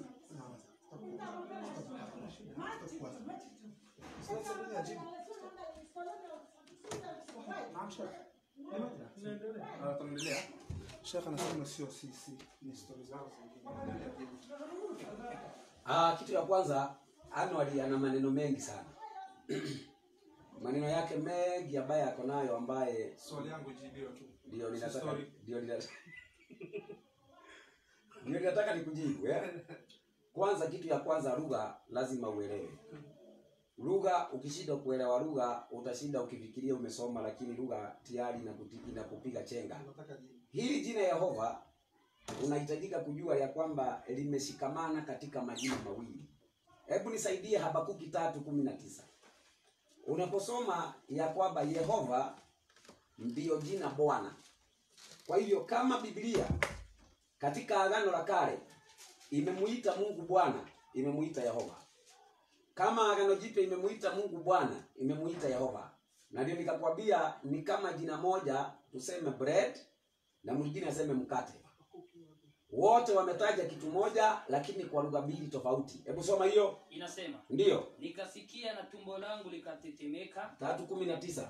3:19. Ndio. Yehova aliye Bwana. Kumbe Yehova aliye nani? Aliye Bwana. Sasa kama Yehova ndiye aliye Bwana, nikuuliza kwamba katika Biblia Agano la Agano Jipya wapi Mungu amejiita nani? Bwana.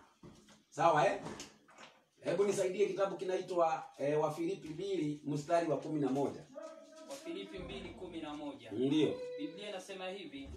Katika Wafilipi 2:11 nimefika, inasema. Nasemaje? Na kila ulimi ukiri ya kuwa. Nakiri ulimi ukiri ya kuwa Yesu Kristo ni Bwana. Ndio. Kwa utukufu wa Mungu Baba. Basi, kwa hivyo hili jina Bwana limetumika ya kwamba katika Agano Jipya hilo jina Bwana linapatikana.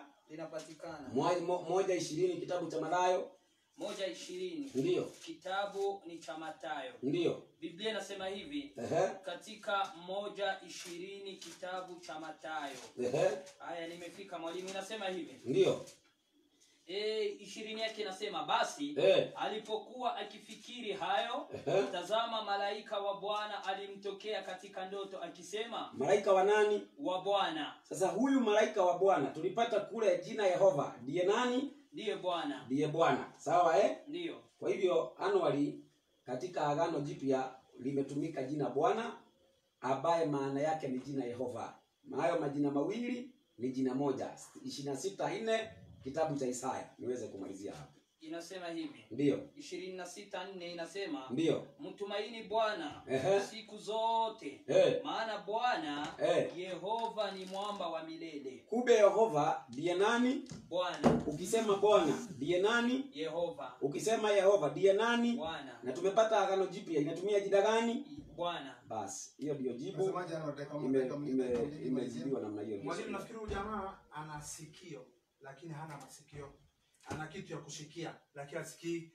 Mimi nimeuliza jina Jehova. Sijauliza Jehova ni nani. Jehova awe bwana, awe bibi, awe nani, sitaki. Nataka jina Jehova katika New Testament. Badala aseme jina Jehova hakuna, kuna jina Bwana.